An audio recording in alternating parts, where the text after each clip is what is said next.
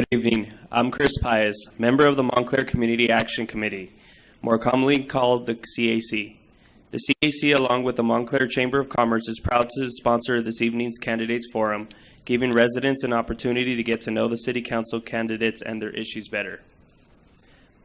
Some of our CAC members present tonight are Vice Chairperson Arturo Padilla, who will serve as timekeeper, members Liz Alba, Darlene Ferrero, Edwin Alexander Hernandez, and Diane Wells.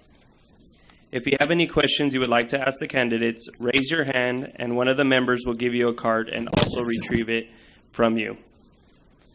I would like to introduce Dan Neal, member of the Montclair Chamber of Commerce, who will be our moderator for this evening. Mr. Neal has been in the insurance industry for over 26 years and has been a general agent for American National for the last 9 years, located here in Montclair. He enjoys sailing and golfing. He has been the moderator for the past 4 candidates forums, and we are happy that he is again helping us this evening. Dan, I'll now turn the forum over to you. Thanks very much, Chris. I'd like to welcome everybody here this evening as well, and thank you for turning out. And it's very important that we all spend our time carefully watching this election this year. So at this time, I would like to pass the microphone to Arturo, who will lead us in the flag salute. Please rise.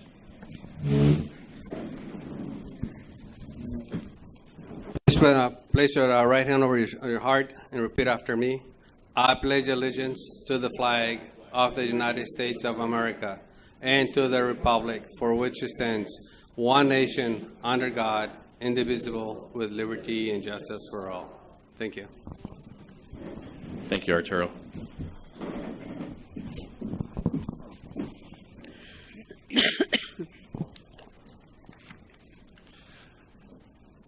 All righty. I will be moderating the 3 segments of this forum this evening, and candidates will start off by making an opening statement, followed by a question and answer period, and then concluding with closing statements. All statements will be timed by our timekeeper, the Community Action Committee Vice President Arturo Padilla. The forum will be taped and will air on the Government Access Channel, Channel 3, various days and times prior to the election. For your convenience, a flyer with air dates and times is available on the campaign literature table located in the West Hall. The forum can also be accessed on the city's website and the city's Facebook page. All of these viewing options will be available after October 24th, 2016. As you can see, all of our candidates are seated on the stage. The seating arrangement for candidates was determined by a random drawing earlier this evening. For opening statements, the rotation will be from east to west. Just in case anybody's directionally challenged, I'm on the east side. For opening statements, the rotation will be from east to west. For closing statements, the rotation will be from west to east. During the question and answer period, the rotation will be from east to west, beginning with 1 person west each new question. Each candidate will have the opportunity to make a 3-minute opening statement. The structure and content of the opening statements are at the discretion of the candidate. A typical opening statement may include the following: candidate's qualifications, why a candidate regarding himself or herself as the best leadership choice for the office, issues important to the candidate, and visionary comments comments regarding the candidate's outlook for the city of Montclair. The incumbent may wish to highlight their public service to the community and make observations regarding the need to maintain the status quo relative to their retention. Challengers may want to make observations regarding their perceived need to change the established order. Each candidate will be advised when his opening statement is approaching the time limit and when their time is over. Each candidate should make concluding comments when 1 minute remaining sign is held up. After the completion of all opening statements, candidates will respond to written questions from the audience. Questions may be addressed to the candidates in writing only. Members of the audience will have an opportunity to prepare questions during the opening statements portion of the program. Representatives of the Montclair Community Action Committee will collect the questions. Questions will be reviewed for purposes of appropriateness and to eliminate duplications. Acceptable questions are those that have to do with the candidate's qualifications, experience, character, integrity, and honesty as they relate to the role of duties of City Council member in the City of Montclair. As the moderator, I will address all questions to the candidates. I will present questions to the candidates in the following manner. Questions of general interest and concern will be presented to all candidates. General questions will be randomly selected or can be directed toward a specific candidate, and questions that have been submitted for specific candidate may be selected and asked of that candidate. Each candidate will have 2 minutes. This is the process designed for this forum, and there will be no other deviation from that format. Following the question and answer period, each candidate will have an opportunity to make a 3-minute closing statement. The structure and content of closing statements are at the discretion of each candidate. A typical closing statement may include the following: rebuttal comments, re-emphasis of a previous discussion, the responsibility to vote. Each candidate will be advised when his closing statement is approaching the 1-minute mark. The candidate would then make concluding comments. So with all of the rules out of the way, let's get this show on the road. So if you would remember, each of your comments in the opening statement section is 3 minutes long. Candidate Raft, you can begin. Thank you. It has been my privilege and honor serving as your City Council member these past 24 years. My record of service shows that I consistently prioritized public safety programs, ensuring the safety and welfare of Montclair citizens, and routinely advocated for fiscally responsible government. In 2012, the Inland Valley Daily Bulletin called me a fiscal hawk because I put taxpayers first. As your advocate, I worked to bring new retail and residential development to Montclair. Our city has led the charge in bringing Gold Line rail service to the Montclair Trans Center. Under the City Council's development plan, Montclair Plaza is undergoing a major expansion to improve your retail, dining, and entertainment options. I work to double the city's rainy day fund to respond to new economic threats. I maintain effective working relationships with regional, state, and national leaders. I advocated for Montclair's award-winning online-to-college program, providing college access to Montclair High School students. Streets are being repaved, new bridges built, and my City Council service has made Montclair a desirable place to live and raise children. I am proud of my record and proud that you have returned me 6 different times to make the right decisions on your behalf. My attendance to your service is demonstrated by the fact that in 24 years I have only been absent for 2 council meetings. The Montclair Council, I am proud to be a part of survived the Great Recession and is demonstrating positive improvements. Many other cities, even in our own region, have not fared nearly as well and continue to struggle. I love Montclair and hope you will give me the honor to serve another 4 years on your behalf. Thank you.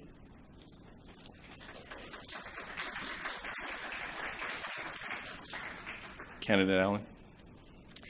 Thank you, Dan, and thank you to the residents of Montclair for providing us this opportunity to share our vision with the City of Montclair. A country, a state, a city is only as strong as its people. The fundamental question in this election about which candidate not only has the skills and the vision to help improve our great city, but who demonstrates the collaborative spirit necessary to work alongside our residents to build a lasting legacy for our future. I have had the great pleasure of being a Montclair resident for 28 years and have seen many changes. Some of these changes have been welcomed and others have not. What has always made me proud about our city is that we are a city of innovators and competitors. The City of Montclair has pioneered many projects including transportation, education, infrastructure, and social justice. But because of mismanagement, our city has not been able to fully benefit from these ventures. My passion to serve grew because of seeing this mismanagement firsthand. Now it has become an opportunity to get involved and with your support, get elected to this council so that together we may begin to rebuild our city. The City of Montclair needs leaders vested in representing its residents with integrity and cooperation. As an advocate for workers' rights for the past 16 years, I see the daily struggles between the working class and the financial status quo. The voices of our residents are not being heard or taken seriously.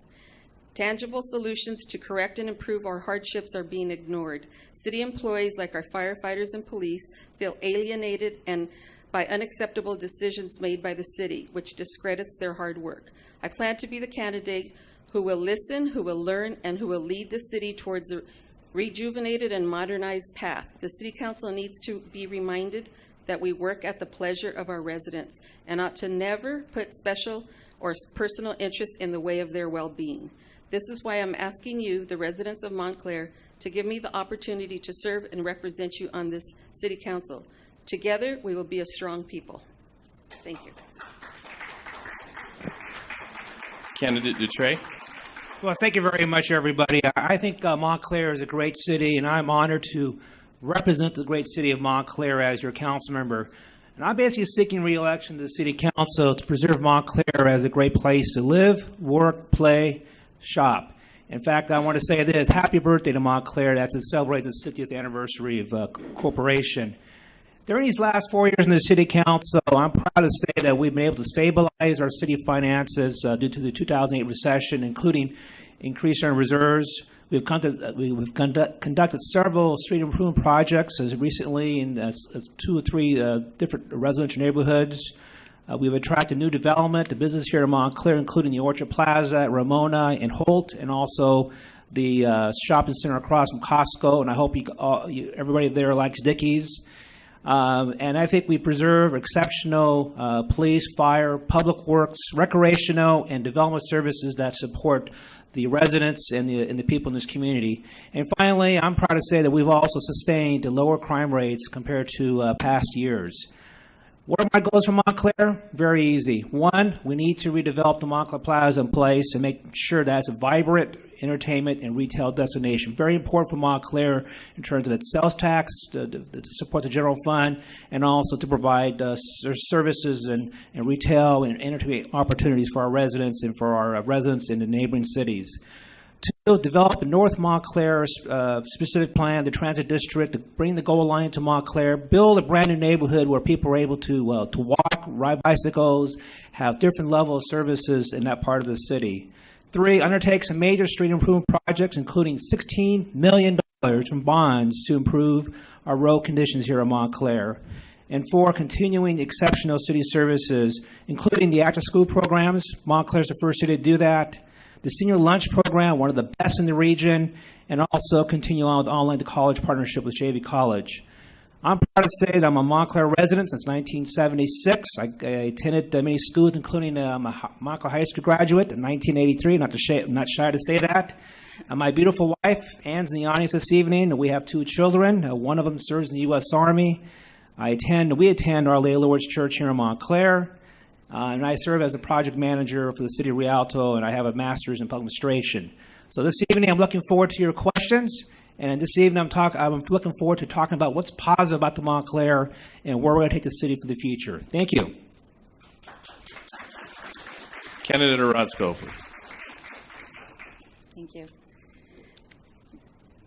Good evening, community, family, friends. Thank you for coming tonight. Thank you to the Chamber of Commerce and the Community Action Committee and their involvement of the forum this evening. Thank you to the Montclair, Ontario Junior Women's Club for providing refreshments. I am Juliet Orozco. I am running for City Council because the people of Montclair are calling for change. Change evident in strong leadership and government that works with the people and businesses of Montclair. It is this change that has fueled my announcement for candidacy for Montclair City Council. The City of Montclair has been my home for over 15 years, where my husband of 31 years and I have raised our 4 boys. We also have a 9-year-old granddaughter. I have worked at Ontario Montclair School District for 15 years. I manage the payroll and benefit department for 3,000 employees. I have held elected positions with the California School Employees Association as treasurer and vice president. I hold a bachelor's degree in criminal justice, a master's in management, and currently I am a doctoral candidate. I'm asking for your vote because we need new city council leadership that is interested in improving the quality of life for all. While our neighboring cities flourish, Montclair remains a step behind on public safety, road maintenance, and economic prosperity. As a councilwoman, I intend to change that. I will now strive to serve my home, Montclair, by working on issues that improve the quality of life for people throughout our great city. I will bring a common sense approach to problem solving and intend to make significant and positive contributions to ensure our taxpayer dollars are not wasted. But I can't do that alone. I need your vote, and together we can make Montclair beautiful again, one neighborhood at a time. Thank you. Candidate Lopez. Thank you, sir. Fellow residents of Montclair, I'm Benjamin Lopez, and I'm asking for your vote for City Council. I'm a lifetime Montclair resident. I'm the only candidate in the race that can claim that. It's been 40 years, and I'm a small business owner. I have over 25 years of involvement in this community, serving and giving back to the community that has been good to me. This is the city I grew up in on Caroline Street up against the freeway, the city I learned to play ball through, Montclair Little League. I remember attending Margarita Elementary School back when it was in existence, and I was one of the opponents of its closure in the 1990s. I fought for crossing guards at Montclair, and at the time the school board listened. I even volunteered and became one of those crossing guards for free. I have deep roots in this city that go back 4 generations, even before Montclair was a city itself. Family of ours lived on Monte Vista Street back when the city was commonly referred to as Monte Vista. I'm proud to say that every generation in our family has at least one member in it that has served in the military. As a matter of fact, on the outside walls of this building bears a plaque with my grandfather's name, a longtime Montclair resident, for his years of service and in the Korean War. Like many of our residents, I'm middle class. Like many, I share some of the same hardships in trying to make ends meet. Times are still tough for many, and that's why I am running. I know how important programs are for our seniors. Many of my own family are on limited retired incomes. That's why I support and will not cut senior health or meal programs in Montclair. I know how crucial programs are, such as our education programs, health programs, and I will not cut them. Programs like Por la Vida, our medical clinic, neighborhood partnership, Meals on Wheels, the list goes on and on. My involvement in Montclair goes back to when I was actually 13 years old. I actually campaigned for Paul Eaton, Dolly Lumen, Leonard Paulitz, Larry Reinhardt, you name it. I've served as secretary of the Montclair Youth Accountability Board, been appointed to our fire commission by Carolyn Raft in early 2000, and I'm currently a county commissioner appointed by Supervisor Kurt Hagman on our vector control board, and have led the charge to help educate our residents to fight Zika and West Nile virus. I've given much to this city in return for as my way of saying thanks and the gratitude that I have for this city, and I'll be happy to share a little bit more in detail. My time is running out throughout the evening, and be happy to answer your questions, but I would kindly ask you for your vote and support on November 8th.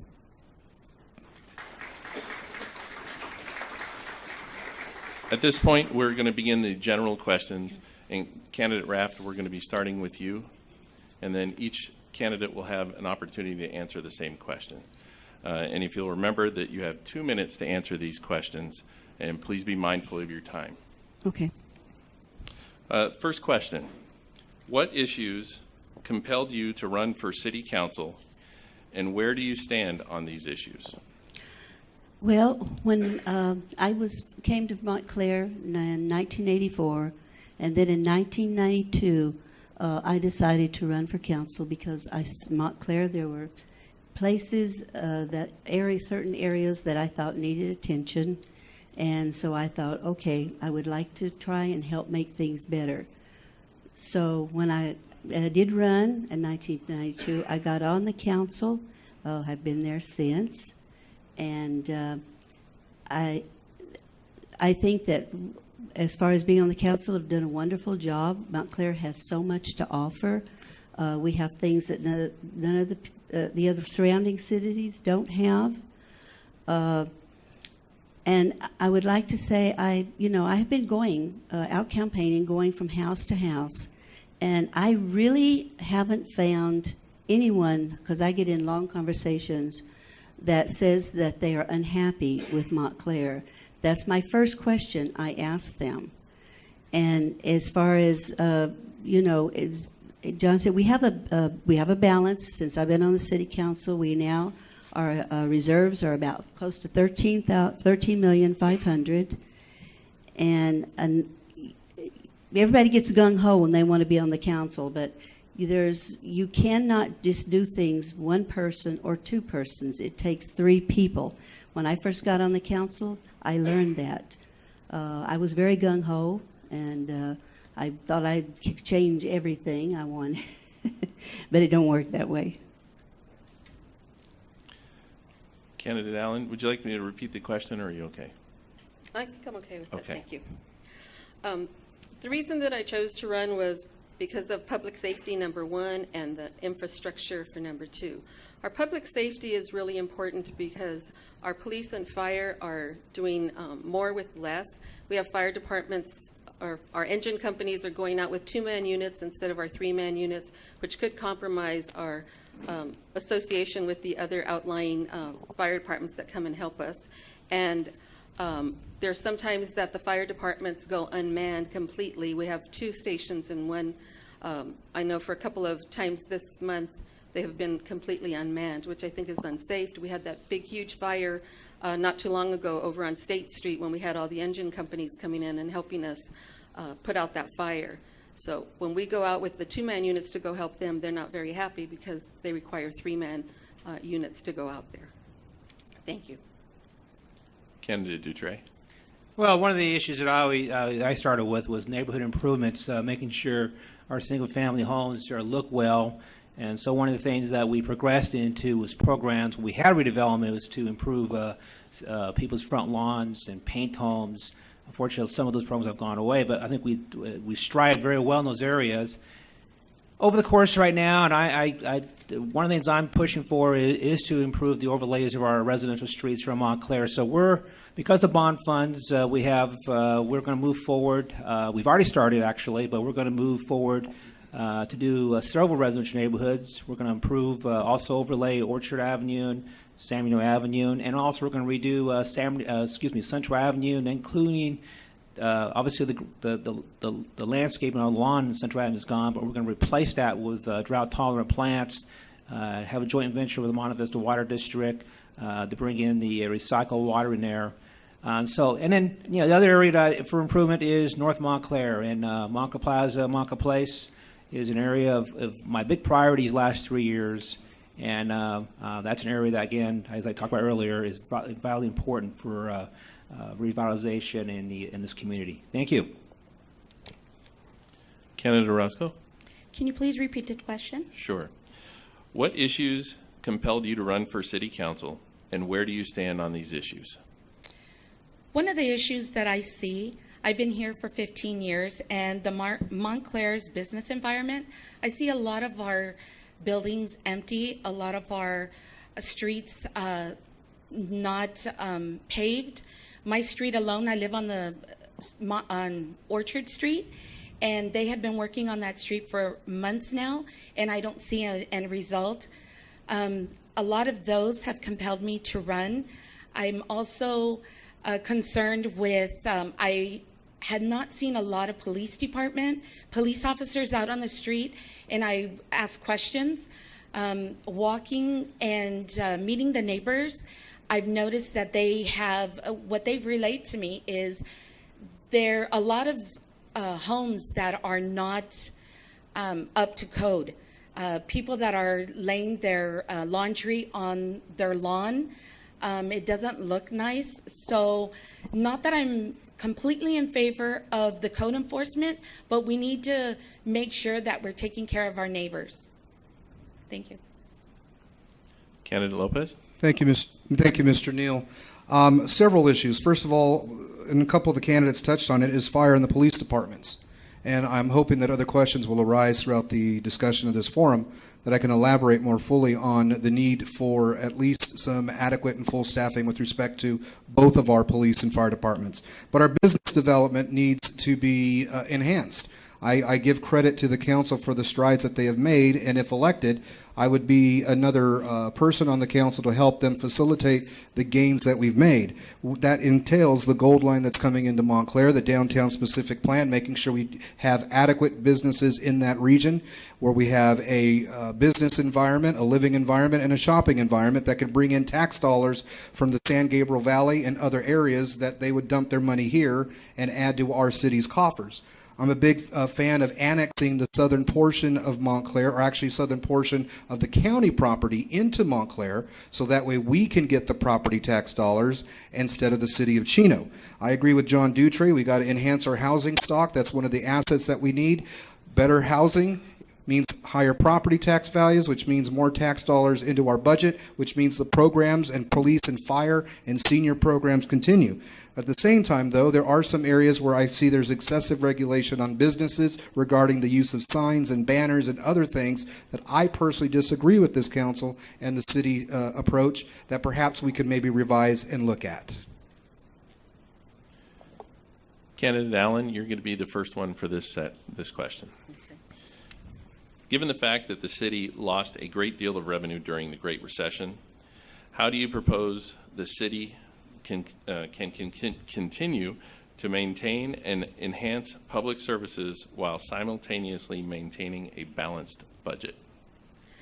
I think allowing the businesses to come in, if we have to be flexible on changing the zoning codes or getting permits out to them, making it a little bit more flexible and easy for them to come in so that they can bring our revenue up. That's the biggest way that I see of bringing revenue in without raising taxes, because I'm not in favor of raising taxes. We pay enough taxes already.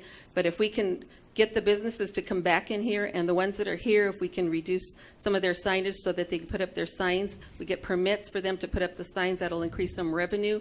Putting in the yard sales, allowing them to go online to get permits for the yard sale, that gives us a little bit more revenue.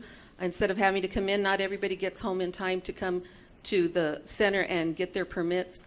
So raising them with different innovative ways, thinking of different ways that we can bring businesses back into the community. Thank you. Candidate Dutre? Well, obviously in 2008, the city budget went down tremendously, and I can say that our budget now is $26 million, a lot healthier. Our reserves were down to probably $2-3 million, and now we're at $6 million, which is about 21% of the general fund, which is a lot better. I can say that when we lost a lot of money in the general fund, that we did cut $3.3 million over that period of time, reduced personnel, full-time personnel, from 231 to 175 full-time personnel. So we struggled for 2 or 3 years. We had to really watch our pennies. I'm very proud of our city manager, Ed Starr, for taking, for 2 years, continue to work in his previous administrative services director salary. And I'm very proud of the employees for sacrificing salary cuts and also paying their CalPERS contribution. What do we do now? Montclair Plaza Place is very important. That needs to be upgraded to bring in the retail and restaurants and maintain the retail restaurants and generate more sales taxes. Our car dealerships are one of the top sales tax producers in the city, and obviously we need to continue to see those car dealers do well. North Montclair, as I talked about, if we can build North Montclair as a very progressive, a mixed-use community, then that would generate a lot of sales taxes and property taxes to the city of Montclair. Thank you. Candidate Orozco? Thank you. I think that we should bring more revenue to the city, be proactive. We need fire and police. We as a community cannot afford to cut the people that are here to protect us. We need to tighten our belts, improve the daily lives of our residents. The $26 million that Mr. Dutre was talking about and cutting the $3.3 million, we keep stressing about the mall, and we've been stressing about the mall and having it revamped for about 8 years now. I think that we either are going to do it or we need to stop talking about it because it's not happening. So I think that we need to really go back to the basics and look at what our budget is and go from there. Thank you. Candidate Lopez. Yeah, a variety of things. First of all, we need to have joint collaboration with other elected officials, and that's something that the city of Montclair currently has, and we should maintain. Work with Congressmember Torres, work with Senator Leyva, Assemblymember Rodriguez to help find resources that the city can use to help offset any losses that we may have had in our budget. The city has floated bonds for the purpose of developing infrastructure. Better infrastructure, just give it time, it's going to happen. Better infrastructure will attract better businesses. People will want to do business here. And I just think we need to be giving a little bit more ample time. Now, with respect to the plaza is huge for us, and we need to support it and fully back it and shop Montclair and encourage others to invest in Montclair by dumping their dollars in that business, because without it, we lose a good chunk of sales tax dollars. Bear in mind, we have a half-cent sales tax on all transactions in Montclair that adds revenue to the city. More shoppers come that dump their money, we have more revenue to conduct the affairs of our city. The mall has changed owners 2 or 3 times. That's not the fault of the council. That's just business. And the current owners of the mall are doing everything they can to rebuild, remodel. Give it time. I think it's going to happen. 2 years ago when I ran, the property across Costco was vacant, and now it's fully developed. I think we need to give ample time for things to progress, and I would fully support the continuance of pro-business climate in Montclair, because that will help offset the burden of our residents of Montclair. Thank you. Candidate Raff. Oh, thank you. First of all, as far as our police officers, we have 53 full-time police officers, and with a grant to add 2 more. We have 5 reserve officers with plans to hire more. We are down 5 positions, but that's because some of these positions, they're out on injury, they retired, and so it's taking time, but slowly we are replacing these officers. And as a matter of fact, we just got a new officer. His name is Bo, and he's our new K9 bloodhound that we just added to our police department. Nice dog. Montclair has opened a lot of new businesses here recently, as Ben Lopez just referred to some of it. It's true. We've also got manufacturing that's opened up, housing. We still got other projects in the works for new housing to come in. The recession hurt everybody. And a lot of these projects that are just finished, they were in the works for 5-6 years, but they couldn't do it because the people that owned the property for the recession. So now that the recession is coming to a close, now they're able to build, and we're getting a lot of new things in Montclair, and I think it will continue. Candidate Dutre, you get to field the first question on this one. If elected, you will have only 1 vote on issues you wish to pursue.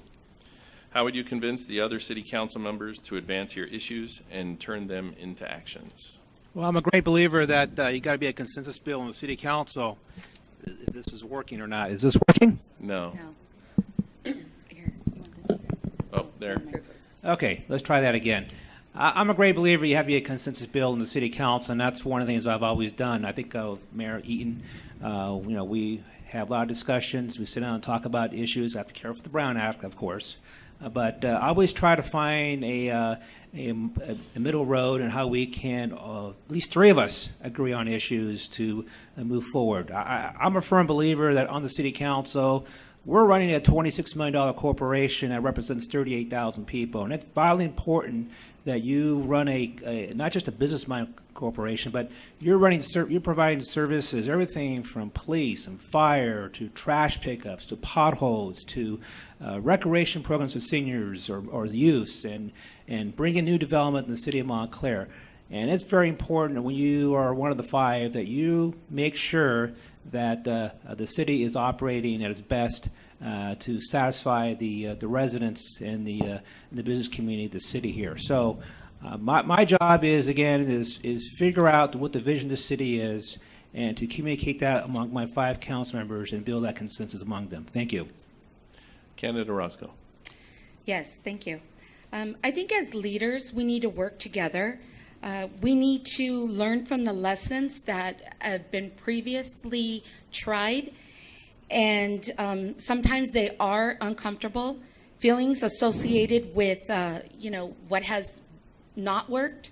I think that we need to create a safe space for each other to give sometimes we'll agree to disagree, so that others, work together to be transparent, know what we want, work together, and sometimes some ideas are better than others.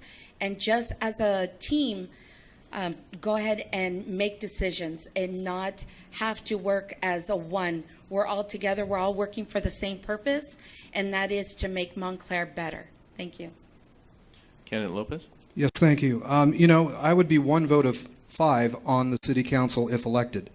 And with me, as a candidate, you have someone who knows the remaining 4 council members very well and has an established history with the remaining members of the council. I feel, and I can say I could get along with all of them. I have a good rapport with all of them. And depending on the issue, we can actually come to the meeting of the minds and accomplish much, even if we have disagreements on small formalities and minor details. But for the greater good of Montclair, we can put aside differences and actually get things accomplished. The same people that would have elected me also elected them. So it's incumbent upon me, and it is my duty to put aside any past differences I may have with a particular member to work on a project with the greater good of Montclair in mind. I've done it on the Vector Control Board since I've been a member. Actually, Carolyn is a colleague of mine on that board. Carolyn and I get along real well. And we haven't had an issue actually where we cast the same votes on that board. I think if elected, I know darn well I could work very well with the members of the council. There'd be no friction. With me, you have that advantage as a candidate for Montclair City Council. Candidate Rapp? As some of us have said, it does take 3 on a council to approve something. And if you want a project approved, then you have to confer with your colleagues without breaking the Brown Act. This council works very well. I think altogether we have accomplished a lot of things here in Montclair. And I think if we continue on the council, that we will continue to have more things working together and bring in more projects. And I think we can only prosper. We're not going backward. We're going to prosper, and we're going to continue to do so. Candidate Allen? I think the way to convince people to see your side of anything would do it with the data statistics. Show them why it would improve Montclair, why it would help Montclair, why it would bring revenue to Montclair, or whatever the issue is that we're doing. By presenting the data, that's the way that you would convince people to come on your side. Don't take a personal stand and don't take anything personal. Just make sure that we're doing it for the good of the community and the good of Montclair. And I think people would see, if you bring the data to them, that this is why we're doing the things that we do. Thank you. Candidate Orozco, you're going to be the first to field this question. Okay. How important do you think the renovation of Montclair Place is to the economic future of the city of Montclair, and why? How do you see the city's participation in the renovation of Montclair Place? Well, I think it's very important for us to work together. Montclair is a beautiful city, and making it better together is what's important. Can you read the second part of the question, please? Sure. How do you see the city's participation in the renovation of Montclair Place? Are we speaking of the plaza? Yes. Yes. Okay. It's very important. We need to provide incentives for companies to come in and rebuild that. Add companies. The Broadway has been closed for a very long time. Incentive is a big thing. We, as council members, should assist them, give them incentives, give them opportunities. We play a huge part in that structure. So working together is the best thing to do. Thank you. Candidate Lopez? Regarding Montclair Plaza, I'm going to still call it Plaza, folks. I just have a preference for the name instead of place. Yeah. There was a parking lot issue. There were a couple stores that were holding out because they wanted more money because they had easement rights or viewing rights to the parking structures. And because of that, it held up the development of some of our renovations and the forward progress that we had wanted to happen. I would have perhaps looked at maybe offering those businesses a little bit of money to stop holding out, and in exchange they repay that back to the city once they realize that holding out only hurt their clientele and their bottom line. But thankfully, though, that it appears that that is coming to some fruition and resolution, and the development and the remodeling and the next phase of the Montclair Plaza is going to happen. Now, regarding the Broadway building, I mean, permits were just filed not long ago of renovations to begin. And it is going to happen, folks. It's just a matter of getting all the chips and things in line, but permits have been filed with the city. They are going to do the remodeling and the restructuring of the Broadway building, and you're going to start seeing activity happening on that eastern end of the plaza. It's already in the works, folks, and it needs to continue, and I would support those efforts. Candidate Raft. Yeah, as everybody says, my feeling is the mall is very important. Our city staff works with them all the time. They have meetings with them in order to find out what's happening and how they're doing. So we keep up with them constantly. So and then Mr. Starr, our city manager, he brings back to us what's going on and how everything is looking. Now, they have started some renovations on the inside. That's what I've been told, and I'm sure it's true. And they're going to take, well, as soon as they tear the old Macy Broadway building, what do you even call it, down, they're going to be installing, and that's coming soon, they're going to install they're going to have 2 new restaurants that they're going to be installing. We're getting a new, very nice theater. They've got really big plans, and once they get through with it, it's going to be really good. And because the more revenue and the more people they can bring in to the mall and the more money they make, then that money comes to us on taxes. So it's very important for us that they prosper. Candidate Allen. Yes, renovating the place or the plaza is a really big, important piece for our revenue. California is the second highest state in startup companies, and there's no reason why Montclair can't be the go-to city. By getting people to come in here, they will create jobs, and we can get job trainings, and then maybe get the affordable housing to help us with our plaza coming in that will give us more revenue. Thank you. Candidate Dutray. Since before Victoria Gardens opened, we've been working with the property owners of Montclair Plaza to do something there. I want to say it's going to happen this year. If my staff tells me something different, they're supposed to pull out the demolition permit prior, I think, by Christmas Day. That building, the demolition of that building should start. As Councilman Rapp brought up, there's a movie theater that's going to include stadium seating, full-service food. There's 3 restaurants. I think one of the restaurants you'll find at Victoria Gardens in Chino Hills. I can't say who that is, but you can take a wild guess who that could be. Inside, they're going to get rid of the, I don't think they're going to get rid of, but they're adding a new fine food court, I'm going to call it food court, a food area on the 2nd floor where you're able to get gourmet meals and get beer and wine. So it is happening. And that's the greatest thing after going to 3 different owners. It's going to happen. I'm very proud of my staff, and Marilyn Stats is one of them in the back. And I know her and other staff members have worked with 3 different owners to get that place renovated and to proceed. So we're going to move forward, and it's going to be a great addition to not to Montclair, but to this region. And we're going to keep that Montclair Place Plaza as strong as possible. Thank you.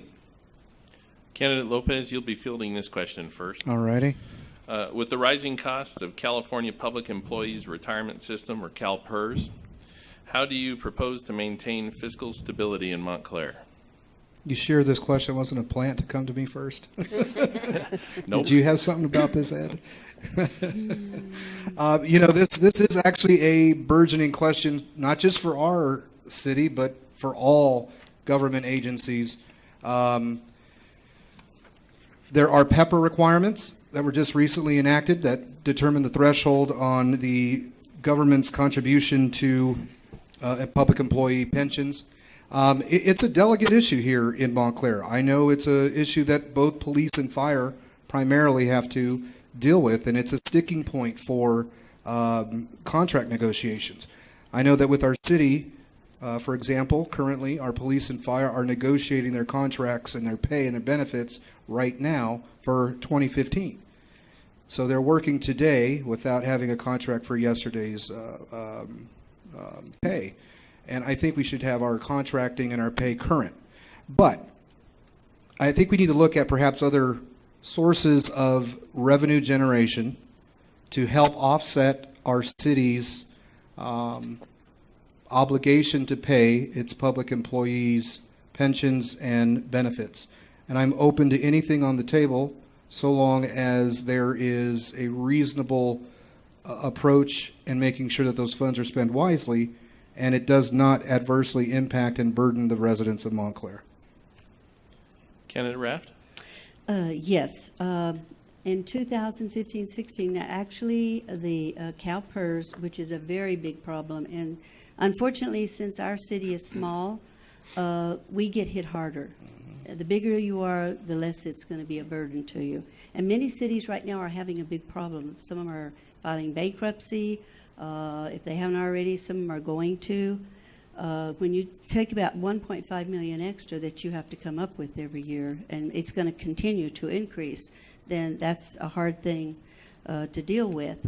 With all the new businesses that are coming into Montclair, and I think with the mall being reconstructed now and then new housing that we've got coming in for taxes, I think it's really going to help for next year. And whatever, every year if we're short, then we have to cut back on the budget, and we have to rely, and we notify all the department heads, hey, we've got to cut this so much. I know some people are very unhappy, the fire, the police, or they don't get raises, but you cannot give one department one raise without giving all.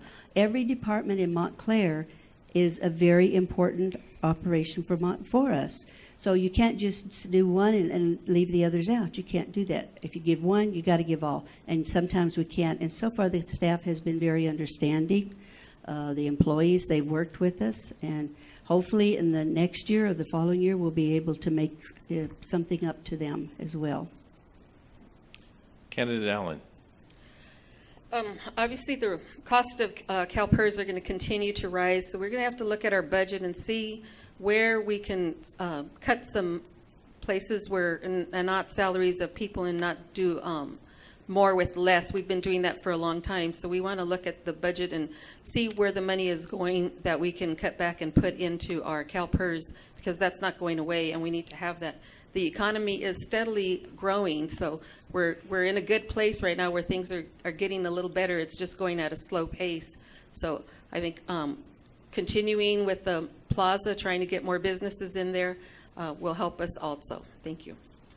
Candidate Dutouré? This is the 100-pound gorilla in the room right now is CalPERS, and this is the thing I worry about the most.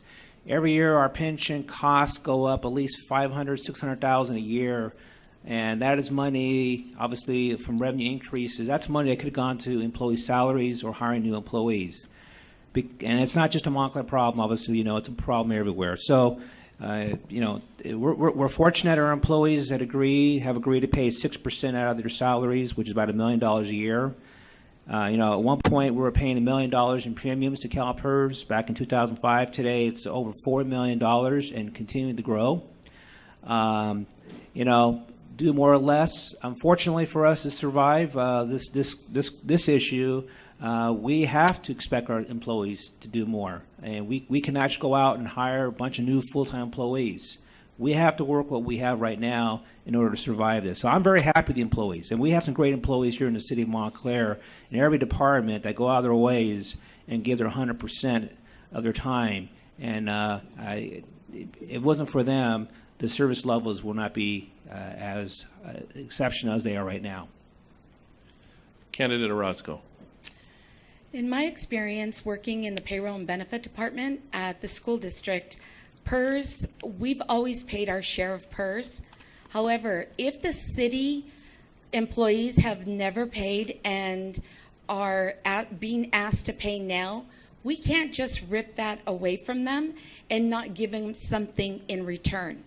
That is not fair to them, and that is not feasible because they're working with less, and now they're going to be working with even lesser money because they're having to pay that.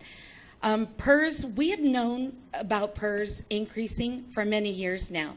I think that we should have tightened our belt a long time ago to know that this was coming, and it's going to continue till, I believe, 2022. And so we need to continue to put into reserves to be able to do something for the employees, because that's also important, because they are our community. They're the reason why they do what they do, is to help the city. So I think that we need to work with them, not against them. Thank you. We have a few more general questions, so we're going to come back over to the east side of the room here to candidate Rapp. And with this one, what are your ideas for Montclair High School's students so they have a chance to be more involved in Montclair? The biggest thing they can do is they can come in and they can volunteer. We have a lot of programs, and we have a lot of people already that volunteer. And that it only teaches them things about the city. It teaches them responsibility. So I think if we can go in and have a talk with them and tell them that coming and volunteering it's very rewarding. I volunteer with the seniors, and off and on I've volunteered for years, and it's very rewarding. It makes you feel good.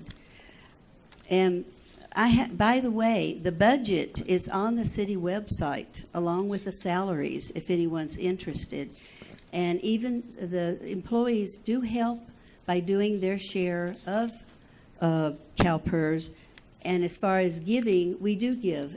Once in a year, we give them, and this year they got it, they get a bonus. And that bonus makes them, they feel very grateful, and they're very happy with it. And I haven't seen any of them complaining as of yet. And unfortunately, when you're a city is a business, and sometimes when you have to cut back, you have to. You can't just give people bonuses when you don't have it. I mean, it's easy to sit here and say, well, we should give them more money, or we should do this or that. But that's unless you're actually dealing with a budget and see what's coming, you can't do it. You know, you have to be very careful what you say. Candidate Allen? Trying to get the students involved, you have to find something that motivates them.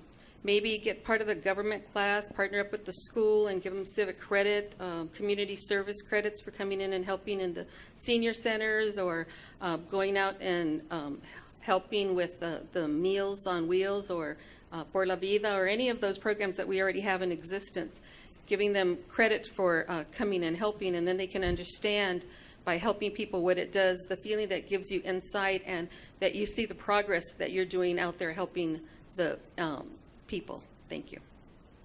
Candidate Dutre. Oh, well, I'm very proud that we opened a teen center here in Montclair. Provides obviously activities for our youth here in Montclair, or from Montclair High School. We have Online to College, where we are assisting Montclair High School students to go on to JV College and get some form of tuition assistance. One of the things I'd like to see, bring back, we haven't done in a while, is have a Student Government Day here, where Montclair High School students can play the role of a mayor and city council member and city manager. Another thing I'd like to see, and I think our police chief is exploring, is having an Explorers program at Montclair High School in partnership with Montclair Police Department, and encourage students to think about the career in law enforcement, which is a big need right now to get more people go in that field. Our youth are very important. They are the future leaders of not just this city, but this nation. It's really important that they have a good grasp of what the issues are, but it's also important that we listen to what their ideas are. What as a society, what we should be doing to protect their needs and their future. Candidate Orozco. Thank you. As a mother of 4 boys, I understand that kids need structure. They need structure, and they need to have something to do. So we need to teach them a trade. Teach the Montclair students a trade. Give them the opportunity to go out into the city and paint, garden, do other things. Maybe something will be light within them, so that's what they will do. The Online to College is a great program. However, you have to have a 2.0. And some students don't have that, so they're not given that opportunity. And we need to provide them and advertise what we want to do, and have them come in, have people go into the schools for training, have some trade classes after school. I know that one of the high schools has a program, and it's not in Montclair, but it's great for them to continue, and they learn a trade, so after they graduate from high school, they can move on and do something else. Thank you. Candidate Lopez? Here's a perfect example of where I said joint collaboration with other elected officials in the area and overlapping jurisdictions come into play. Montclair could enact some programs with Chaffee Joint Unified School District and work with folks like Sue Ovett and others to implement more plans to help address the needs of Montclair High School students. I will echo the comments made by the other candidates that I praise the online Career to College program, College to Career program, our youth center, which is a fully staffed, refurbished entity that many students do take advantage of. I know when it was 100 and some degrees, all these students were piling in there, one for the air conditioning and two for the free ice cream. And it keeps them off the streets, it keeps them cool, it keeps them out of trouble, and it alleviates the problems from keeping the police out to having to keep tabs on them. Our system's working. I mean, the programs we have are effective. They're working. We can always enhance them, and I'm open to addressing and expanding them and working in collaboration with other government agencies, like I mentioned, the school districts. But I'm all for it. Candidate Allen, you're going to be fielding this question first. What is your personal knowledge of the fiscal state of the city of Montclair? I know that they have a $37 million budget, and I went online to look to see for the 16-17 budget, but it wasn't on there. So I was able to look at the 14-15 budget, and that's basically what I know right now. I'd have to get involved and be able to look at the budget and go line by line and see what is actually going out there, and that's all that I know right now. Thank you. Candidate Dutray? I think I have all the budgets since I started at home right now. Every year, when the budget season starts, usually in May, city staff will release a draft of the budget, and I usually go through page by page. Usually the city manager has a good 20-page summary of the budget, and then I'll go through each department. I know earlier we talked about waste. I can guarantee you, especially since 2008, there was waste. There's not a whole lot of waste these days. We have cut, and we've cut to a point where we can continue to provide these services, but at the same time we can be prudent in our budget and making sure that we don't go bankruptcy like another city to the east of us. Our budget right now is $26 million. It's grown, I think, in 2012, 4 years ago, it was around $24 million. So we have grown our budget. But more importantly, our reserves have grown. Our reserves at one point, as stated before, was at $3 million, less than 10%, and now we've got our reserves around 21% at $6 million. So our budget is healthy. However, there is that one thing called CalPERS that we have to be really careful about. Candidate Orozco? I too went online and looked at the budget, and the fiscal year of 15-16, I believe, the appropriations was $37.2 million. The sum of money of total assets and was devoted to Montclair. In 14-15, I believe it was the general fund was $26 million approximately. I know that there was transfers to the general fund regarding the gas tax and the traffic safety, which I would like to understand that because that was a little puzzling to me. The reserve for medical cost and your retirees, I think that was interesting also, and I would like a little more information because from what I see is that they're taking money from a fund to the general fund to pay retiree costs. In my experience, that really doesn't, it's not good because what we're doing is borrowing from Peter to pay Paul. And I hope that's not the case and I'm misreading, so I would like to have some more information about that. Thank you. Candidate Lopez. The number that really matters is the reserve. $13.5 million in reserves. That's what we have in the bank, and that's a testament to perhaps good management with most cities. Now, a lot of cities can't say that in the area. Could we always do better? Absolutely. And I'm more than willing to look at any avenues that we can to help enhance our reserves and address our spending needs. You know, but we are hit sometimes by demands with retirement benefits. CalPERS actually submitted to the city an arbitrary bill saying you owe over $1 million that you have to pay us. And now our management and council have to negotiate with CalPERS because they just unilaterally set a number and said, no, you owe us this.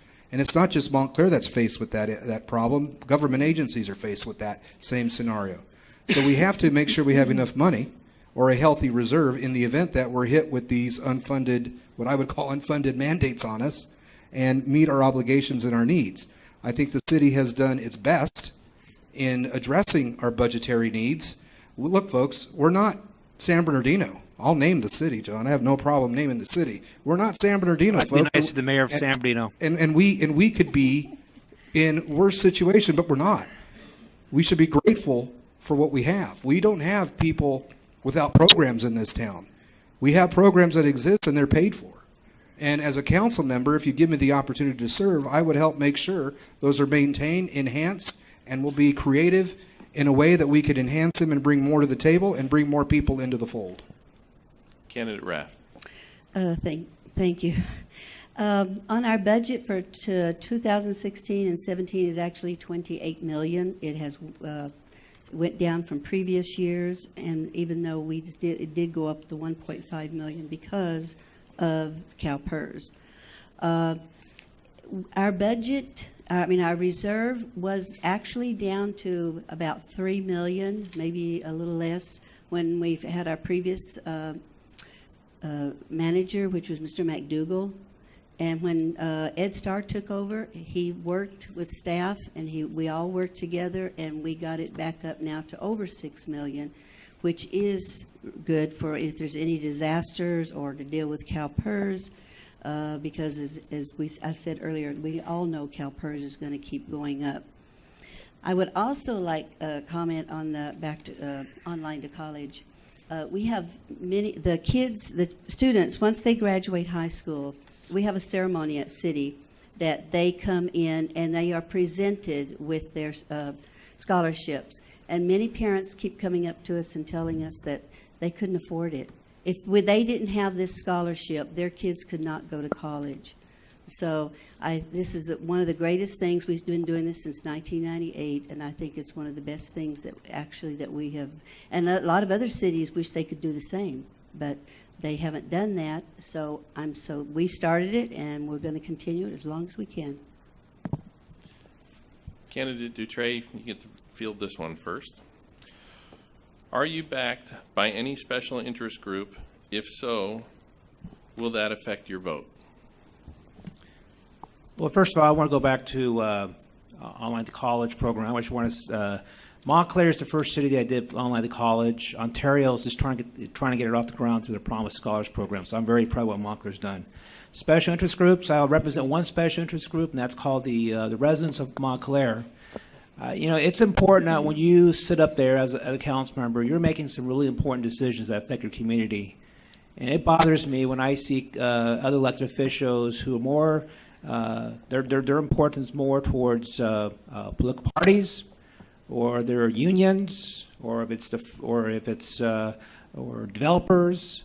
That is not good public policy. That's not a good elected officials here. And that's one of the problems I think we have in this country, in Sacramento and Washington, D.C., and some of our local governments. We have elected officials who are very narrow-minded, and they represent a very narrow interest group, and that is wrong.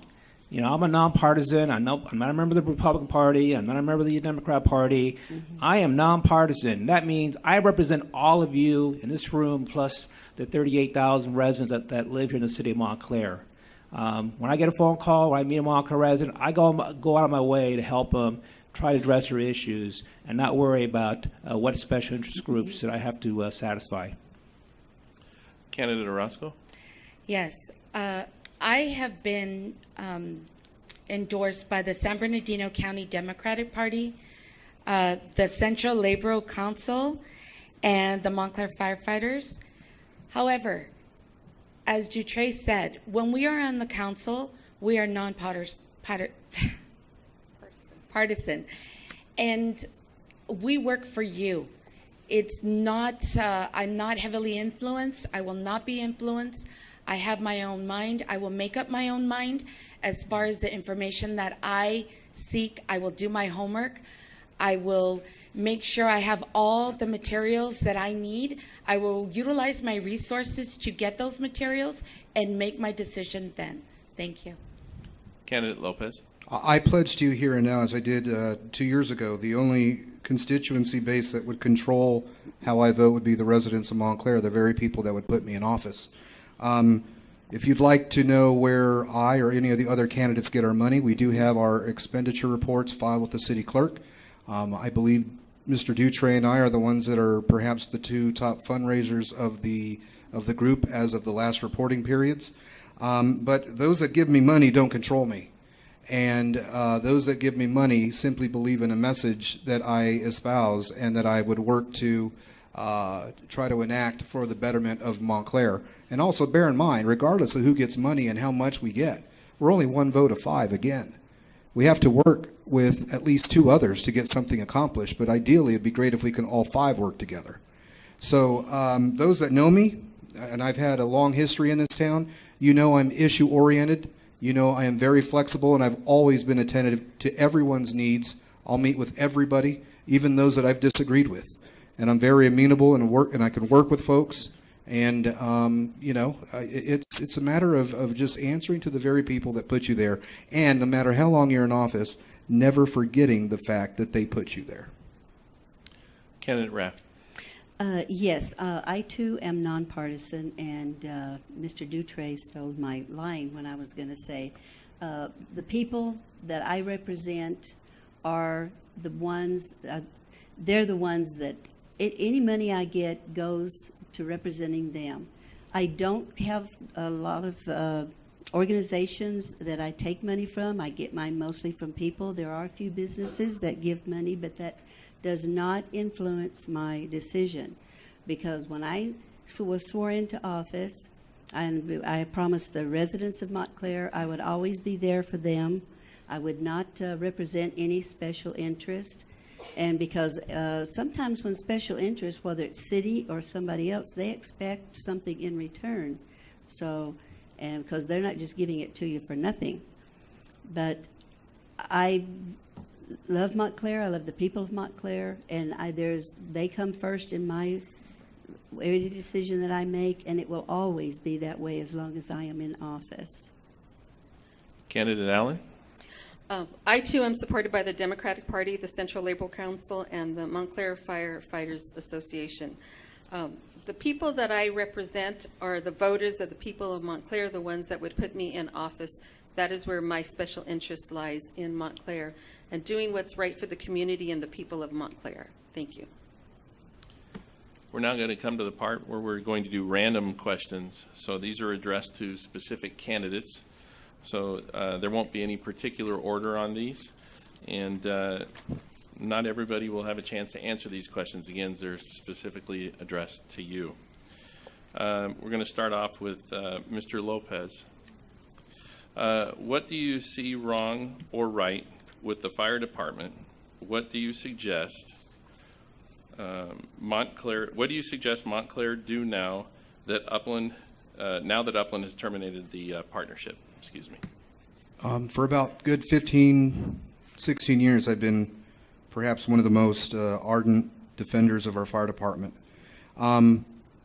Folks, what we have right now is, and I was just given some information, we have a crisis on our hands with respect to our fire department. And now that we no longer have, or going to no longer have, a joint powers agreement with Upland, in September alone, 10 times we only had one station operating. That's one station out of two. One time we only had one engine with 2 men on it to service the whole city. In September and early part of October, 9 times only one 2-man engine existed, and one time only one 3-man engine existed. So think about it. If you're an elderly person and you have a 911 call for a relative that needs Medicare, medic service and a fireman, if they're on another call and they're the only engine in town, you better hope that you're the one that gets the call in first. Otherwise, you could be in jeopardy. I think we need to address the staffing issue with respect to our fire department. I was in favor of contracting when I was on the fire commission back in the early 2000s with the Chino Fire District. I would be in favor of perhaps contracting out with the county or another agency to try to save money, because the reality is cities are going to have to pull resources together to provide some level of safety services. And while I may be proud of Montclair and I do not want to give up our property and our name, the Montclair Fire Department, the reality of it is, for the benefit of our residents, we may need to contract out, pull resources together, and address these needs, because God forbid we don't have enough staff to address someone who needs medical attention in their home. This one is going to be for candidate Dutray. Other candidates have indicated their belief that Montclair's business environment, infrastructure, and neighborhoods have suffered years of neglect and declining city investment. As a 20-year incumbent, how do you respond to these criticisms? Well, Montclair I think is improved in the last 20 years I've been in the city council. Yes, we did have the 2008 recession where a lot of people lost their homes through foreclosures. And in here recently with the drought situation, a lot of residents who've gone to brown lawns. So we have done a tremendous amount of infrastructure improvements. You look at Mission Boulevard, you look at Hope Boulevard, you look at the Ramona Gray crossing, you look at this facility we're in right now. We look at again the police department, and now the use and replace the former police department. And of course, we're getting ready to spend $16 million in road improvements in the city here. We have another $10 million. We're going to be improving the road conditions in North Montclair in conjunction with the Montclair Plaza Place. So there's a lot of improvements that is taking place. I don't get 20 years ago when I first ran, I think the conditions of the city were a lot worse than they are today. So you want to play the contrast game. We are much better now, and the city's looking a lot better, improving. One is I want to bring up the fire department real fast. I'm disappointed with the city of Upland and how that went down. Nevertheless, we're going to work through it. I keep hearing this 2-person engine. I'm not aware of a 2-person engine. I may want to talk to my city manager, but I don't think we have a 2-person engine. That is false information there. So I'm not sure where that's coming from, but that is false information. We have 3-person engines. We have 2 engines, Station 1, Station 2. If an engine is not available, it's probably on a call, and maybe being called in Upland. The reason why we have 1 fire engine here in Montclair, because the other engine is probably in the city of Upland. So whatever false information is going on, it is not true. Candidate Orozco, in your candidate statement, you indicate that Montclair's public safety, road maintenance, and economic prosperity have declined. Please provide specific examples of how Montclair is deficient in these areas and how you propose to address these issues along with keeping a balanced budget.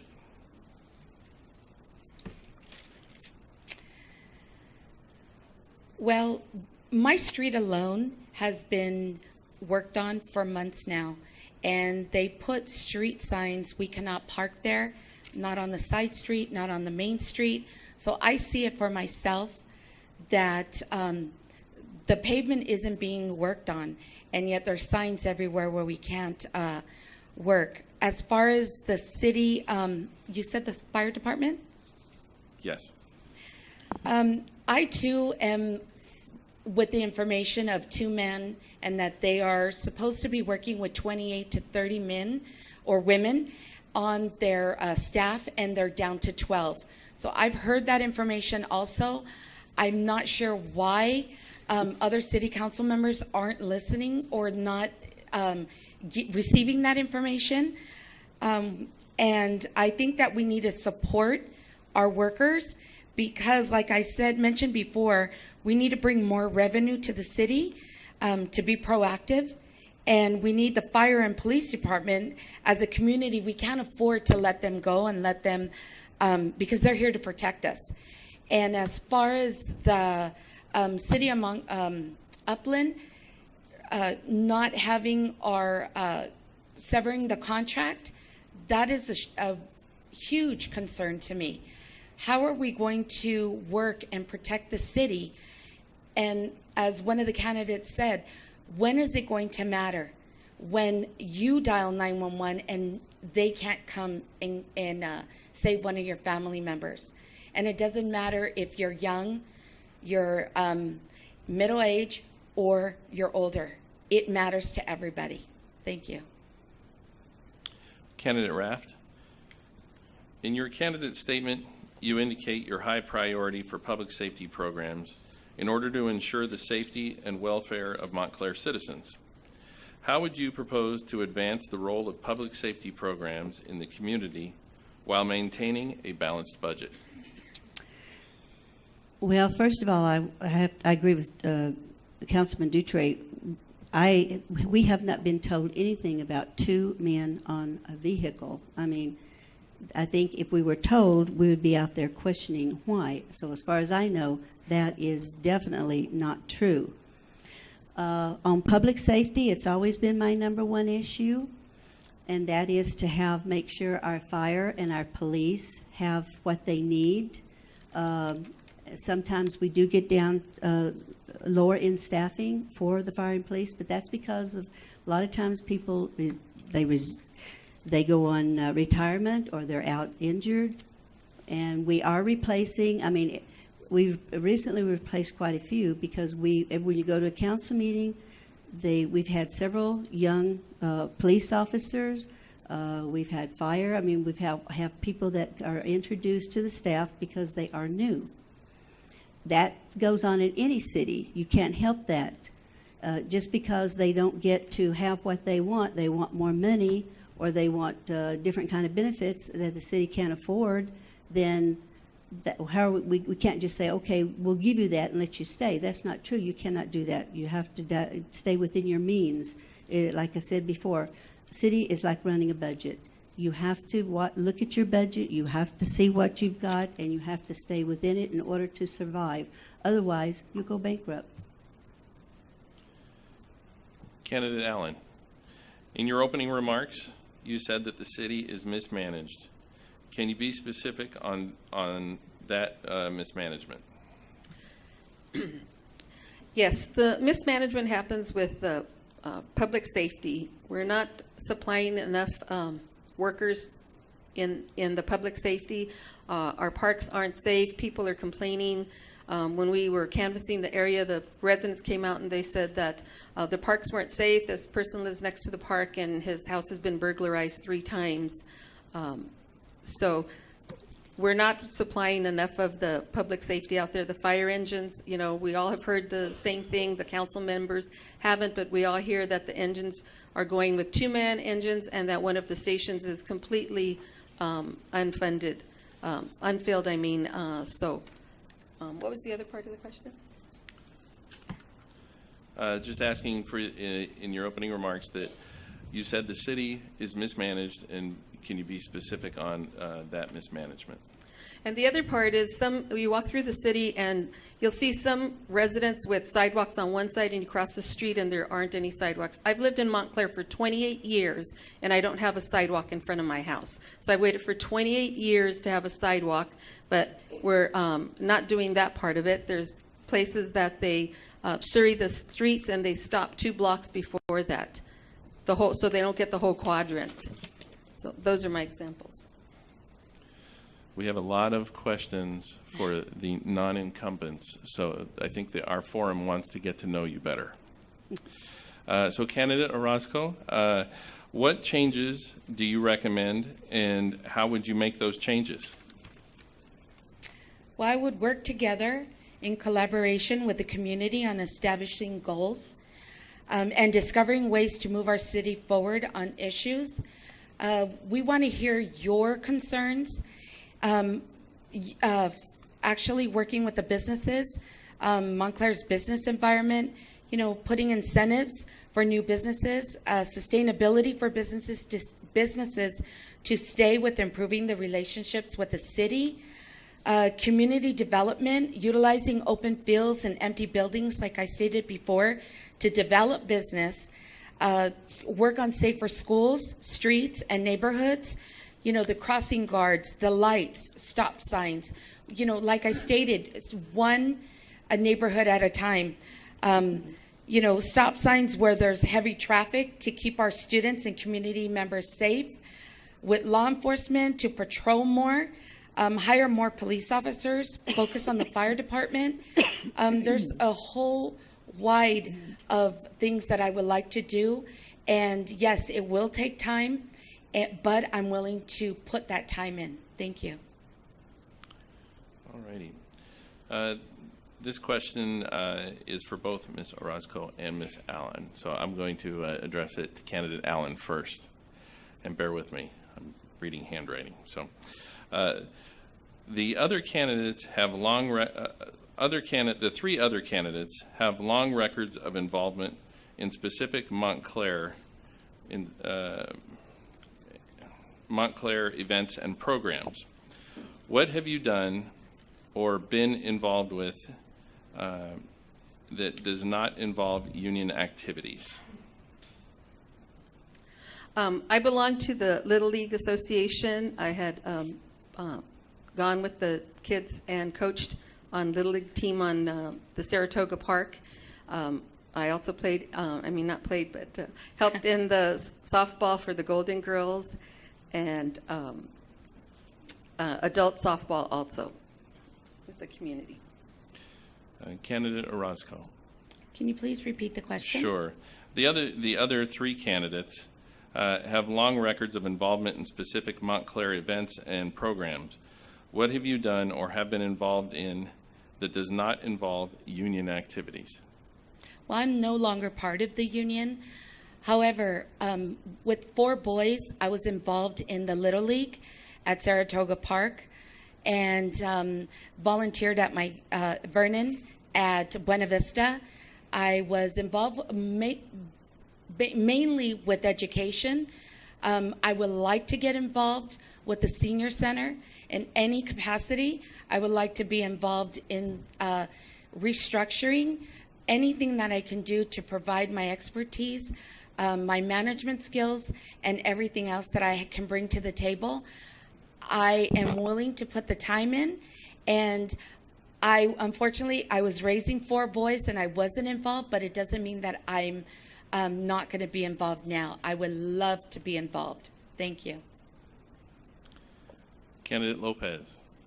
In your candidate statement, you mention you support a wide array of community efforts, including bringing the Gold Line to Montclair, constructions of new infrastructure projects, the police and fire programs and services. How would you propose to maintain or increase funding for these programs given fiscal revenue constraints? Well, yeah, the ballot statement, the question's correct. I said all that in the ballot statement. And here's my solution, one of them. We must adopt an aggressive annexation plan, whether it's piecemeal or block by block. The county property that is between Montclair and Chino, I feel, could be best served by the city services that Montclair provides. Therefore, if we annex them into Montclair, we get an added stream of property tax revenue that would help with our city budget and provide with general services and needs. And we do so without raising taxes. Those property taxes that they're currently paying, Instead of going to the county, they'd go to us. But in addition to that, let's continue the trend of bringing in new businesses, which in turn generate revenue through sales tax, and we have them in our coffers. Additionally, let's utilize any funds and resources out there that are available through the federal or state government that perhaps we can utilize and bring in as well. And those are my ways to help address those points that I raised in my ballot statement. Candidate Allen, in your candidate statement, you note that you're president of the Ontario Montclair School District Classified Employees Group, representing working class families to ensure equitable pay and good working conditions. As a member of the City Council, how would you balance the demands of various city labor groups given the city's revenue constraints while also maintaining a balanced budget? Anytime we do anything, we have to stay fiscally solvent. So we have to make sure that when we're looking at what we're going to do for our employees, we want to make sure that we're fair and equitable with all the dealings with them, making sure that they're treated the same across the board, that some people aren't getting special privileges, that everyone is treated the same for their benefit money, salaries, and that everybody, men and women, get paid the same amount of money for doing the same job. So we just want to be sure that we're keeping the city fiscally solvent before we make any changes to salaries or benefit monies. And this question will be asked of both candidate Raft and candidate Dutre. So, candidate Raft, why have public safety funding and staff decreased at a time when calls for service have increased? As far as calls increased, I'm not aware of it, but I suppose they probably have. I see them around my neighborhood a lot. Would you repeat the question? Sure. Why have public safety funding and staffing decreased at a time when calls for service have increased? The decreases are like what I said earlier. People are retiring. People are out on disability. And we are trying to replace the ones that are retiring. We're trying to replace them as fast as we can. But the ones that are out on disabilities, we have to wait for them to come back. Or if they don't come back, then we can terminate, and then we can hire someone else. But that question kind of throws me because I'm not for sure. It's like they were saying on the fire department, we're short-staffed. I know we are still hiring in the police department, and always public safety has been my number one issue, so I always want to make sure that we do have enough police. I've asked about that as far as the police, and I know that we down 5 positions. That, like I stated, that was because of retirement, sick leave, disability, and if we know for sure that they will not be back, then we will rehire someone to take those positions. Candidate Dutre?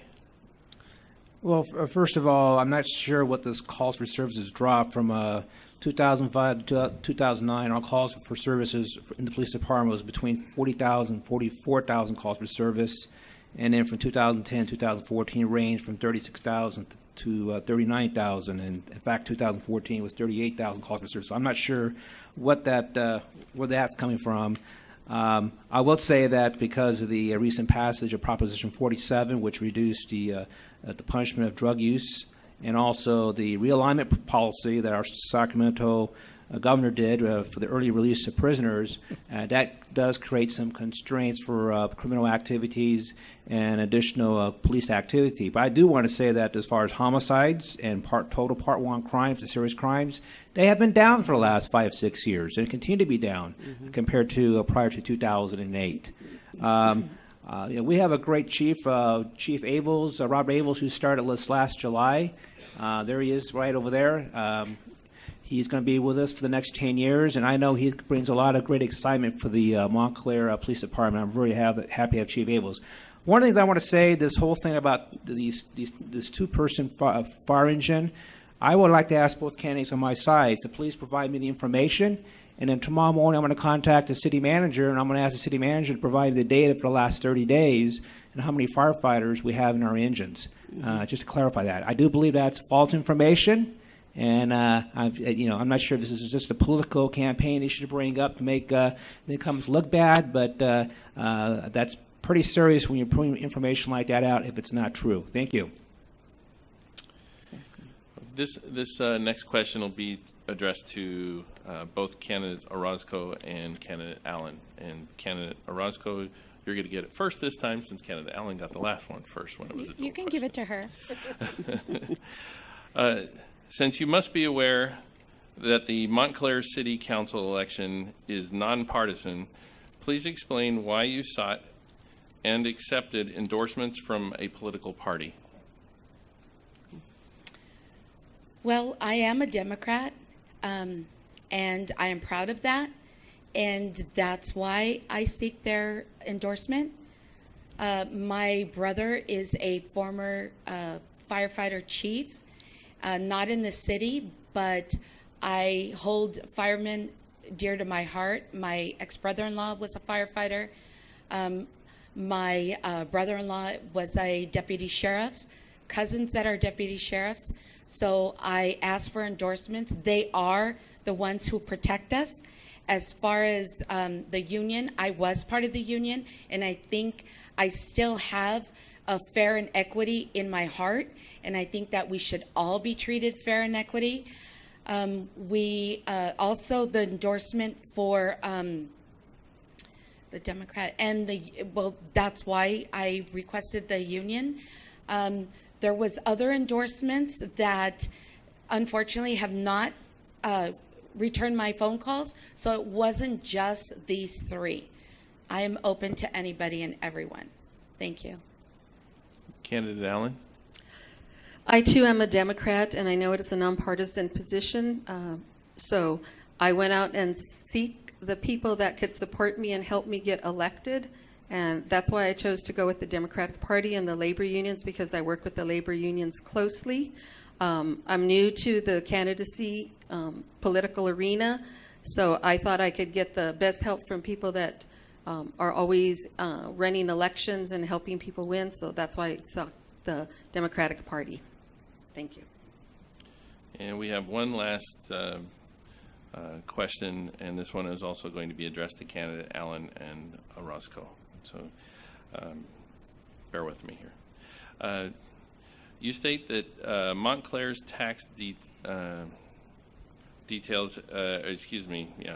Montclair's tax dollars, have been wasted, that employees, specifically police and fire, are poorly paid.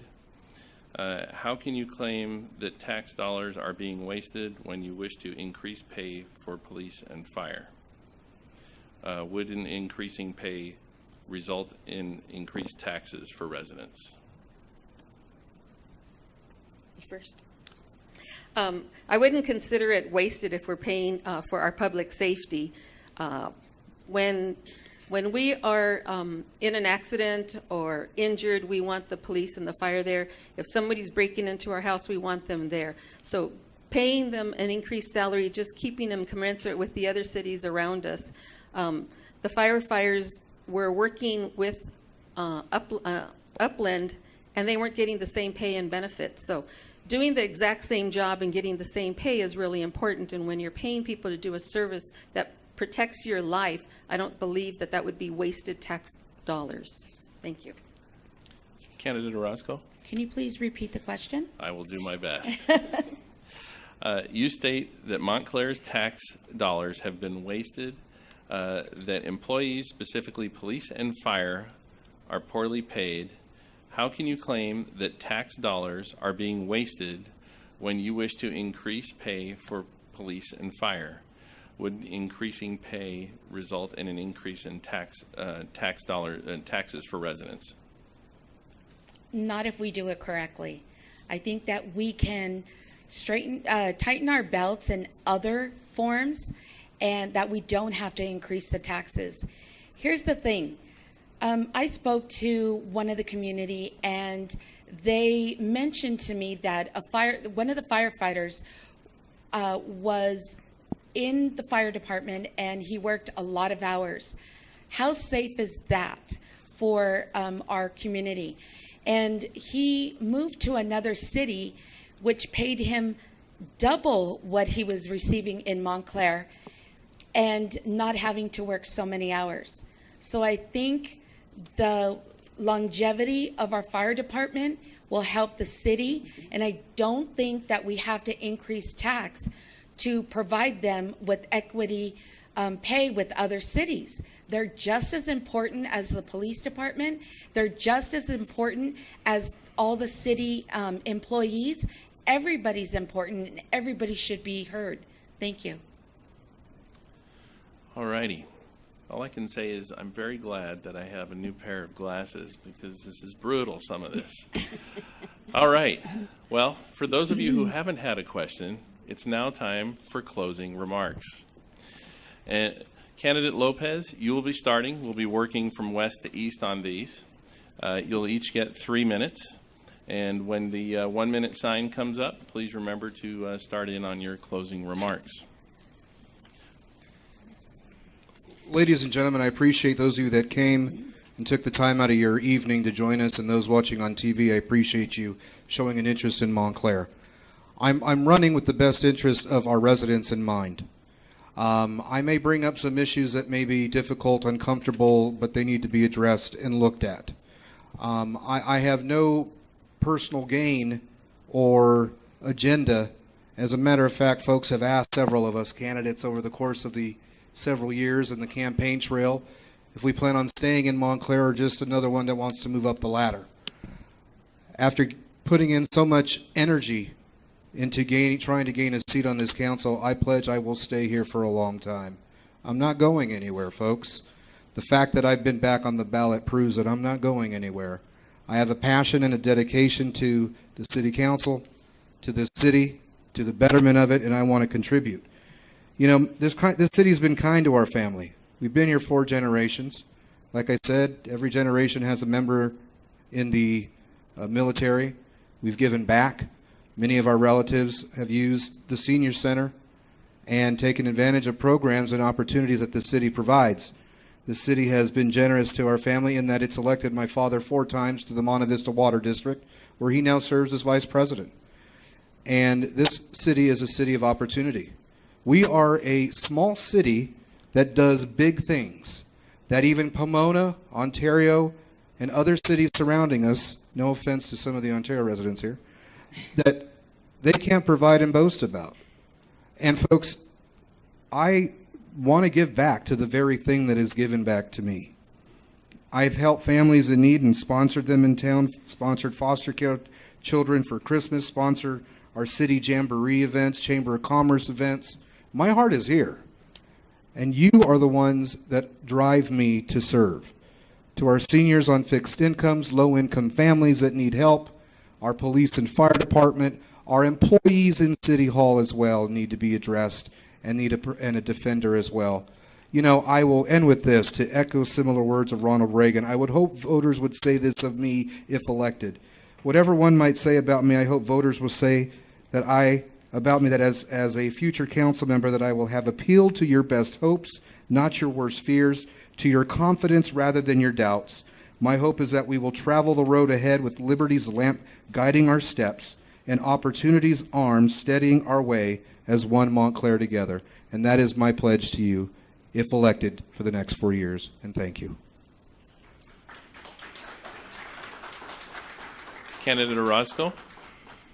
I'm going to say a quote from Bob Nelson. You get the best efforts from others, not by lighting a fire beneath them, but building a fire within them. And if we give this information to employees, the cities, the fire department, the police department, we need to let them know the why, we're doing things, and so that they know how we can accomplish that. Over the years, the city of Montclair has undeniably made much progress towards realizing full potential. Nevertheless, there remains much need for emphasis and developments that address other overlooked groups and aspects of the community. We need to more actively work towards broadening our focus. We need to increase our efforts in sustainability to better reap the benefits of self-sufficiency and security for all residents. We can best enjoy our communities and families when we know that the city's basic operating resources remain responsibly managed, abundant, affordable, and working in harmony with the environment. Let's continue to maximize the city's infrastructure to optimize accessibility, efficiency, and organization of our city. At the same time, may we always keep the welfare of our elderly citizens a priority. Our seniors need us most now after having contributed so much of their lifetime to our community. Let's work hard to straighten the systems in place for our youngsters with the ultimate goal of engendering confident attitudes about their futures. Confidence that is born from knowing the city operates around providing them with support. With all these goals in mind, I truly believe we can intentionally about designing the community we want to live in. Let's flourish by ensuring all voices are heard and needs are addressed. I, Juliet Orozco, respectfully ask for your vote on November 8th. Thank you. Candidate Dutre. Well, I'm very proud of the city, I call it the mighty Montclair of the city. The city, again, that's 60 years old, that's celebrating its birthday this year. I have an investment in Montclair. I started this back in 1990 as a volunteer, and then became a planning commissioner, and it just flourished from there. My family has an investments community. My parents, who are in the audience this evening, Jean and Maria Dutre, they have an investment in this community. And so it's my vested interest to make sure that we have a very well operated city, we have good services, that we have good infrastructure, and that we have residents in the business community that want to be here in Montclair.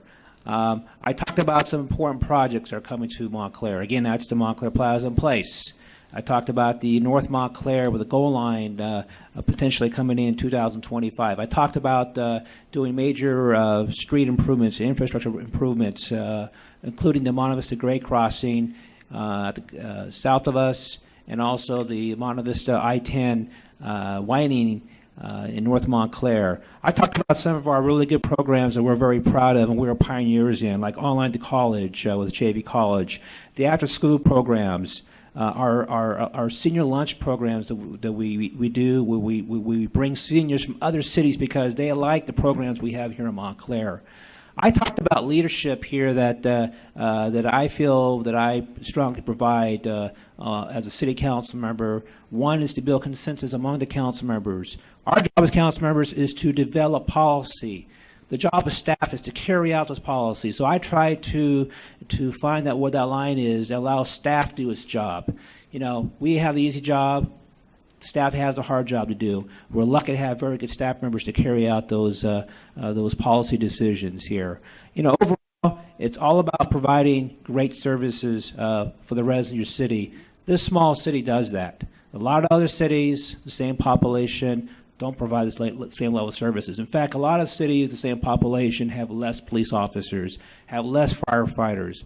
Montclair does not have that. Montclair has more firefighters than police officers. In fact, Montclair has the highest per capita of police officers here in the Inland Empire, and we should be very proud of that. When you call for a police officer, usually the response rate is much faster compared to other cities.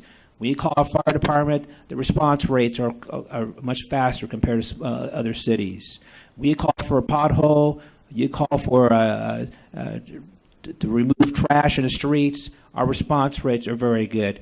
You get very good services. So as a council member, I'm very proud of what I've done in the last 20 years, and I hope to have the continued opportunity these next 4 years. Thank you. Candidate Allen. Well, Dan, I want to thank you, and I want to thank Montclair Community Action Committee, Montclair Chamber of Commerce, and Montclair Ontario Junior Women's Club, because I think tonight we were able to learn more about us, the candidates, our different vision for Montclair. During my opening statement, I claimed a country, a state, a city is only as strong as its people. The city of Montclair has a tough choice to make in this election. Should they continue to support the same career politicians who are hindering the city's success, or trust their support in someone who will tirelessly fight to restore the city? I think the choice is clear. We have all heard that saying, if it ain't broken, don't fix it. Our city budget is being extinguished. Park services are being cut. City employees are being overworked and drained. Residents are bombarded with problems, but no one is willing to help them. In our city's case, it's broken, and it's up to you, the residents of Montclair, to fix it. We have all sat here tonight and listened to more of the same. Let's work together and develop a plan to build our budget, improve our infrastructure, enhance our education, strengthen our services, and promote our city's pride. What legacy will we leave for our future generations? Please support me, Ida Allen, to serve as your councilwoman for the great city of Montclair. Thank you. Candidate Raft. First, I want to thank each of you for attending tonight, those at home watching the forum on a public access channel, and every resident and voter for your great support during each of my last 6 campaigns for office. You supported me because you trusted and have come to know that I will always represent your interest and the best interest of the city of Montclair. Montclair has emerged from the Great Recession as one of the best managed and best directed cities in the Inland Empire. Montclair does not have the economic might of Ontario or Rancho Cucamonga, but we have the vision and leadership that allows us to be influential in the region and capable of delivering a level of service to residents unmatched by any city around. A number of community improvements have occurred since I was first elected to serve you. Today, Montclair is a far greater community, a community that has grown to be a true gateway to the Inland Empire. And our best years are still ahead as Montclair continues to transform. In my tenure on the Montclair Council, I am proud to have been a part of Montclair's major public works projects, including development of the new Senior Center, Youth Center, Skateboard Park, Splash Pad, and Family Resource Center. In the area of public safety, we are expanding the number of police officers to focus on community policing and direct interaction with neighborhood residents. The police department even has a program for bicycle safety and a program that provides free child seats to families. Montclair has 2 fire stations, each serving an area of approximately 2.7 miles, the best service area coverage of any city in the region. Infrastructure projects either recently completed or soon to start include the Ramona Avenue Bridge over the Union Pacific Railroad tracks, the Monte Vista Avenue Bridge over Union Pacific Railroad tracks. Scheduled for construction next year, the reconstruction of Central Avenue Bridge over the Union Pacific Railroad tracks, also scheduled to start within the next few years. Widening of Monte Vista Avenue Bridge at the I-10 freeway, scheduled to start in late 2017, will improve north-south traffic flow. The project will also expand lanes on the I-10 freeway by adding 2 fast-track lanes from Montclair east to Redlands. New residential, industrial, and retail projects are being developed throughout our city, and of course, Montclair has been a regional leader in bringing the GO Line light rail service to our county and our city. There is nothing stagnant or declining about Montclair.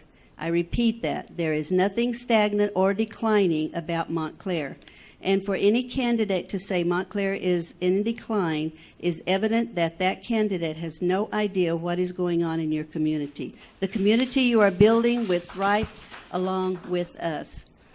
I know each of you recognize how far Montclair has come. You also know your city council is working on a vast array of other major improvements. Well, with that, I'd like to thank the 5 candidates for stepping up and asking for everybody's vote to have an opportunity to serve this great city of Montclair. So I'd ask for another round of applause for these 5 individuals. I'd like to thank the audience for your participation in the questions this evening. The last day to register to vote is October 24th. Most of the people I would imagine in here have done so. If you know somebody that hasn't, please help them get registered to vote. and get out there and vote on Tuesday, November 8th. I'd like the Candidates Forum is hosted by the Montclair Community Action Committee, the Montclair Chamber of Commerce, and refreshments tonight were provided courtesy of the Montclair Ontario Junior Women's Club. And I would like to thank each and every one of you for attending this evening. Have a good night.